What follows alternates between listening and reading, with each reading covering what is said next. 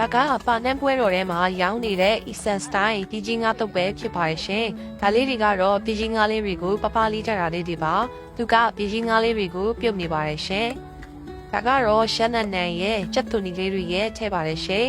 ။ပြီးတော့ပူစီနန်ထည့်ပါတယ်။ငံပြားရည်ဒါကတော့တံမြာရည်ပါရှင်။တကြားထည့်တယ်ဒါကတော့ဆန်လော်မှုပါရှင်။ဟင်းကြုံမုံလေးထည့်လိုက်ပါတယ်။ဟင်းကြုံမုံကတော့နည်းနည်းများပါတယ်။မြုပ်သီးလော်မုံထည့်ပါတယ်ရှင်ပြီးတော့ပြုတ်ထားတဲ့ပြည်ကြီးငါးလေးတွေကိုထည့်တယ်ပေါ့နော်သူ့ရဲ့အရသာကတော့တခြားထိုင်းအတုပ်တွေလိုချွတ်ချွတ်ဆက်ဆက်အရသာဘက်ကိုတွားတာမဟုတ်ဘဲနဲ့ချင်းချင်းဆက်ဆက်အရသာဘက်ကိုတွားတာပေါ့နော်